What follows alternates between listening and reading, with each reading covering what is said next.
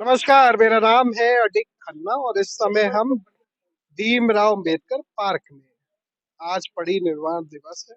1956 6 दिसंबर बाबा साहेब ने अपना जीवन त्याग दिया क्योंकि उनको डायबिटीज थी। उनका एक विजन था इक्वालिटी का। वो मानते थे कि इक्वालिटी एक जन्म सिद्ध अधिकार है।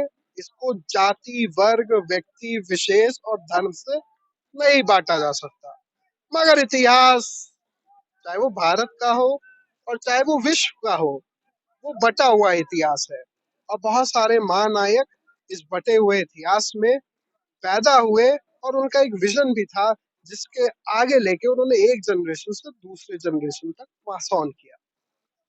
अंबेडकर जी को one of the most finest gem in the world कहा जाता है क्योंकि उन्होंने कॉन्स्टिट्यूशन लिखा और उनका पास जो टेम्परामेंट था वो शायद विश्व में किसी के पास नहीं था। इसीलिए आज भी जो जनरेशन पास ऑन होती गई, उनका विजन पास ऑन होता चला गया। महिलाओं के बारे में उन्होंने कहा कि जब तक कि धार्मिक ग्रंथ से महिलाएं जुड़ी रहेंगी, तब तक कि उनकी आजादी नहीं मिल सकती, उनको आजादी नहीं मिल सकती, वो एक चीज से बंधी रहेंगी।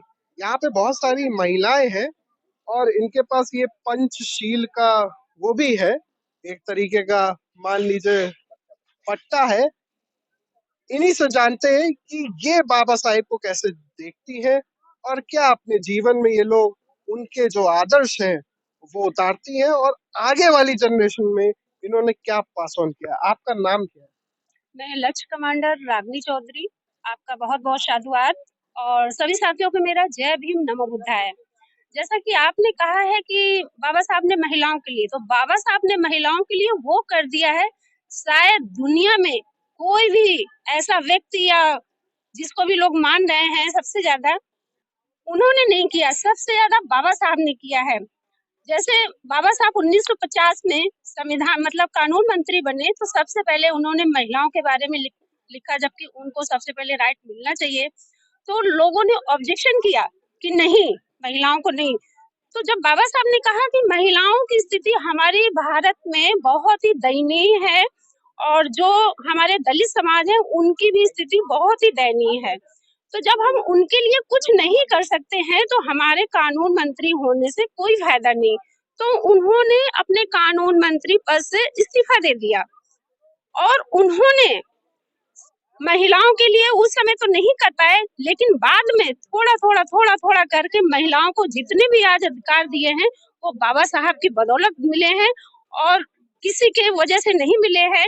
तो कोई भी स्त्री हो या SC ST OBC 100% में सभी को मतलब टोटल आजादी दी है। जो आज महिलाओं को प्रसूति अवकाश मिल रहा है तो ऐसा नहीं किसी एक ही वर्ग को मिल रहा है, सारे वर्ग ले रहे हैं। और जो संडे की छुट्टी है वो नहीं कि एक ही वर्ग को दे रहे हैं, वो सारे ले रहे हैं, 100% ले रहे हैं। लेकिन यहाँ क्या कर देते हैं कि अम्बेडकर जो है वो केवल एक ही वर्ग के हैं, ऐसा नहीं, बाबा साहब ने सबके लिए काम किया है। तो बाबा साहब ने जो किया है वो शायद किसी ने नहीं किया है। इसलिए हमारा भारतीय समन्वय संगठन जो है महापुरुषों की थीम पे काम कर रहा है और अपने महापुरुषों की विचारधारा को आगे बढ़ा रहा है। और हम लोग घर घर, गांव गांव, गली गली, मोहल्ले में जाते हैं, लोगों को अपने बहुजन महापुरुष के प्रति जागरूक करते हैं और लोग जागरूक भी हो रहे हैं। और सबसे बड़ी कमी तो हमारे यहाँ मेन जो दलित वर्ग थे और महिलाएं थी उनको तो मतलब स्कूल जाने का कोई अधिकार ही नहीं था। तो बाबा साहब ने ये वो काम किया है जो शायद किसी भी ग्रंथ में भी नहीं लिखा है। किसी भी ग्रंथ में यहाँ तक कि लिखा है कि किसी की छाया पड़ जाएगी तो वो शायद अपवित्र हो जाएगा, लेकिन बाबा साहब ने नहीं, बाबा साहब ने सर्व समाज के लिए किया है। वही आज हमारा भारतीय समन्वय संगठन लोगों को जाके लोगों को जागरूक कर रहा है। हमारा संगठन यही नहीं, पूरे जो मतलब ऑल ओवर यूपी में है, यूपी में 75 जिले हैं, वहाँ सभी में है और बाकी स्टेटों में भी है। तो हमारा संगठन यही कार्य कर रहा है। तो मैं बाबा साहब के लिए 2 लाइन कहूंगी। महिलाओं का जीना आसान न था, महिलाओं का जीना आसान न था, अगर बाबा का लिखा संविधान न होता। मनुवाद की घूंघट में रोती थी नारियां, मनुवाद के घूंघट में रोती थी नारियां, सर उठा के जीना आसान न था। बाबा ने तोड़ी मेरे हाथों की बेड़ियां, बाबा ने तोड़ी मेरी हाथों की बेड़ियां, वरना कलम चलाना आसान न था। डीएम सीएम पीएम कोई महिला न होती अगर बाबा का लिखा संविधान न होता। इसी के साथ जय भीम, नमो बुद्धाय। अच्छा, आपकी सोर्स ऑफ इंस्पिरेशन महिलाओं में इस समय कौन? सोर्स पर इंस्पिरेशन एक नहीं हो सकती। हमारे आदर्श जो है भीमराव अम्बेडकर जी हैं। यहाँ महिला पुरुष का तो कोई सवाल ही नहीं है, यहाँ सवाल है इक्विटी का और हमारी सोच को ऊपर बढ़ाने का। वो कहीं से भी मिले महिलाएं, ये किसने कहा कि महिलाएं महिलाओं को प्रेरित करती हैं? ऐसा नहीं है। बाबा साहब एक मेल है, लेकिन वो हमारे लेडीज जेंट्स बच्चे सबकी इंस्पिरेशन है और आगे भी रहेंगे। उनका विजन जो इतना बड़ा था उसको कोई छू तक नहीं पाया। ये हम लोग 10% तक पहुंचे हैं। अगर हम उसको पूरा जान लेंगे कि वो क्या कहना चाहते थे और उन्होंने क्या हमारे लिए सोच रखा था, सपने में भी उन्होंने जो भी सोचा वो इतना ऊंचे है कि हम लोग उस तक अभी पहुंचे नहीं है। और अभी नहीं पहुंचे तब बाकी लोग इतने घबराए हुए हैं कि ऐसा ना हो कि ये लोग उसको कैप्चर कर ले। सोचिए कि उसको अब करने के लिए, डाउन करने के लिए कितने नित नए प्रयास चल रहे हैं। तो हम लोग इस अलग को जारी रखेंगे और अपने प्रयास हमेशा करते रहेंगे।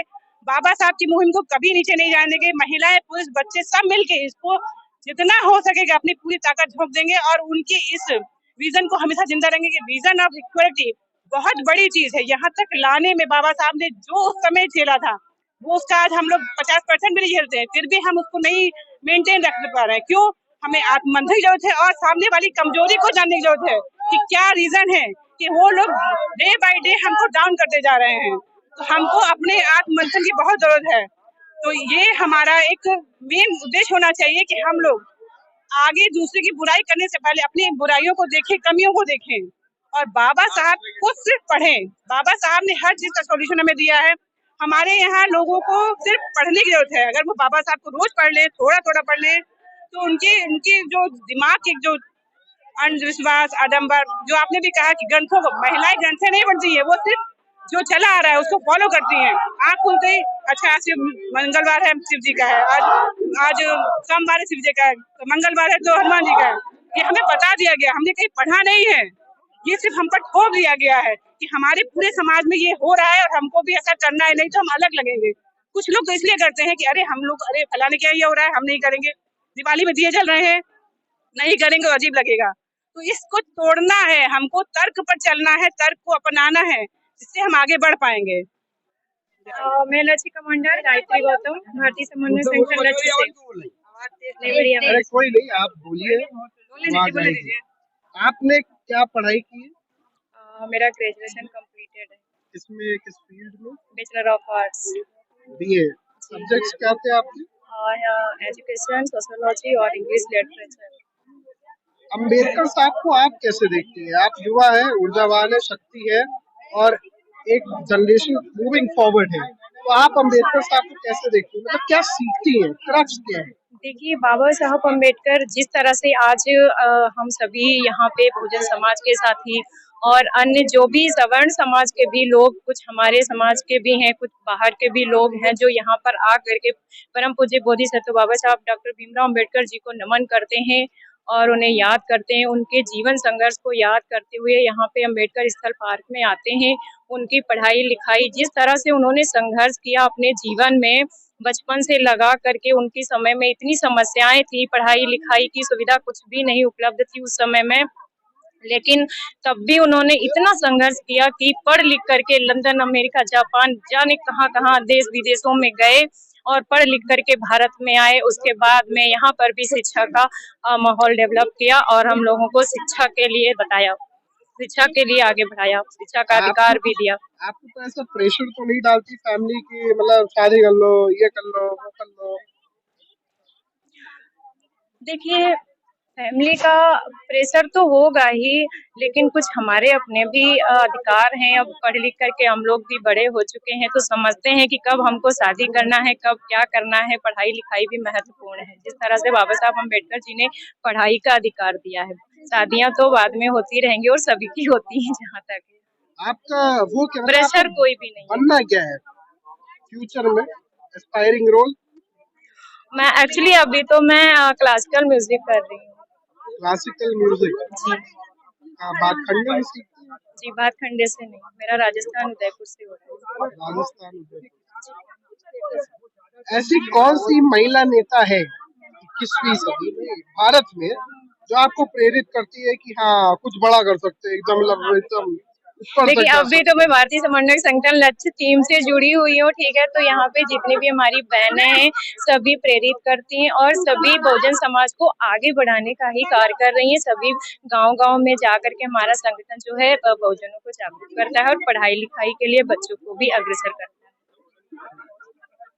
तो जैसे कि आपने देखा कि महिलाएं भी, उनके पास भी एक विजन है और वो भी कुछ बड़ा करना चाहती है। हालांकि ये नहीं बता पाए कि जो एक कौन सा ऐसा नेता है, कौन सी ऐसी महिला नेता है जो इनको इंस्पायर करती है।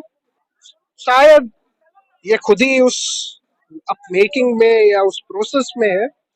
खैर, अभी आज के लिए बस इतना ही। मिलते हैं किसी और नेता, किसी और विषय, किसी और राजनेता के साथ।